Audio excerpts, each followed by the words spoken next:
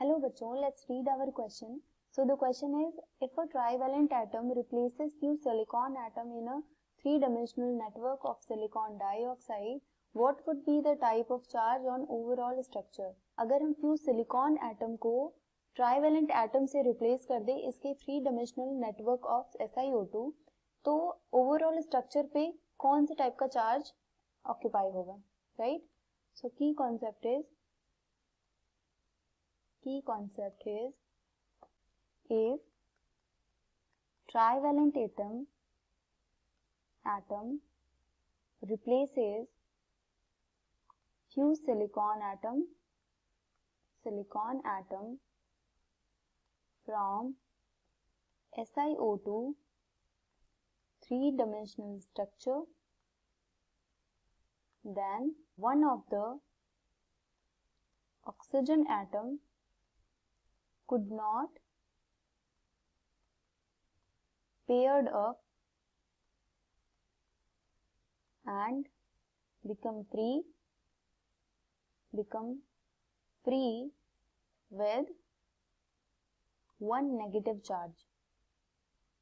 Negative, right? इसका मतलब है अगर हम SiO2 में से सिलिकॉन को अगर हम रिप्लेस कर देते हैं किसी ट्राइवेलेंट एटम से, तो एक ऑक्सीजन की बाइंडिंग नहीं हो पाएगी, वो ऑक्सीजन फ्री हो जाएगा, उसकी वजह से थ्री डायमेंशनल स्ट्रक्चर पर नेगेटिव चार्ज आएगा, राइट?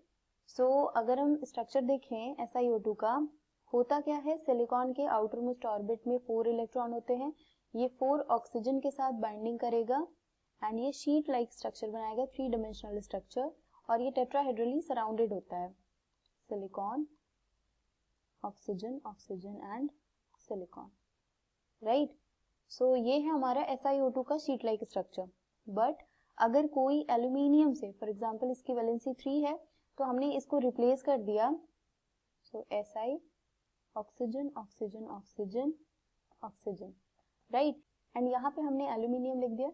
एल्यूमिनियम के आउटर मोस्ट ऑर्बिट में होते हैं 3 इलेक्ट्रॉन, सो 1 2 3, एंड हमारा जो ओवरऑल स्ट्रक्चर है वो इस टाइप का है, silicon, oxygen, silicon, oxygen, right? And aluminium ने क्या किया है, 3 ऑक्सीजन के साथ बॉन्डिंग करी हुई है, बट ये जो ऑक्सीजन है ये किसी के साथ भी बॉन्डिंग नहीं हो पाएगा, सो ये ऑक्सीजन फ्री हो जाएगा अपने नेगेटिव चार्ज के साथ. सो ओवरऑल जो चार्ज होगा इस स्ट्रक्चर पे नेगेटिव चार्ज होगा, negative charge, right? So I hope you understand it well. Thank you so much.